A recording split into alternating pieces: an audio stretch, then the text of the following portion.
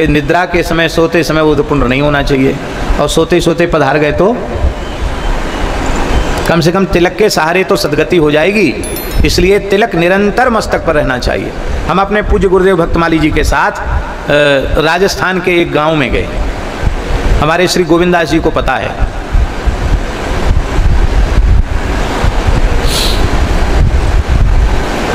अपना स्थान है ना, अपना स्थान है ना सामोद में, क्या नाम है स्थान का?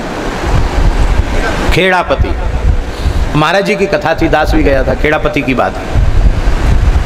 तो रात्रि को लगभग 1:30 बजे हम लघुशंका के लिए उठे, तो हमने देखा एक महात्मा तिलक लगा रहे हैं।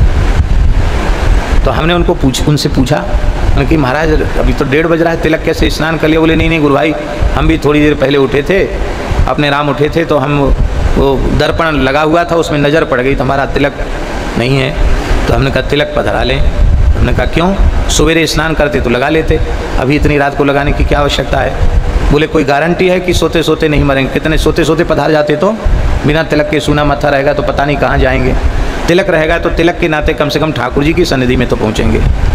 मैंने महाराज जी को सवेरे ये बात बताई कि महाराज जी रात्रि को एक संत को ऐसे तिलक लगाते हैं। हमने, ये सामोद की बात है, खेड़ापति हनुमान जी की बात है। महाराज जी ने कहा इसे शिक्षा लेनी चाहिए कि तिलक सदा सर्वदा मस्तक पर रहे।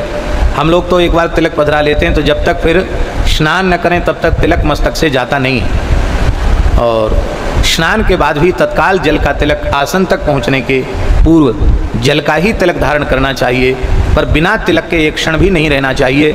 महाराज तिलक की ऐसी बात हमारे ग्रंथों में लिखी है कि ऊर्ध्वपुंड्र विहीनस्य श्मशान सदृशम मुखम, ऊर्ध्वपुंड्र विहीनस्य श्मशान सदृशम मुखम, मुखम तस्य विलोक्यैव ह्यादित्यंत विलोकयेत। जिसके मस्तक पर ऊर्ध्वपुंड्र तिलक नहीं है, श्मशान के समान उसका मस्तक है। बिना तिलक वाला मस्तक दिख जाए तो सूर्य भगवान का दर्शन करके पाप का प्रायश्चित करना चाहिए। सूर्य नारायण दर्शन का प्रायश्चित लिखा है, सूर्य भगवान का दर्शन करके उस दोष का परिहार करना चाहिए।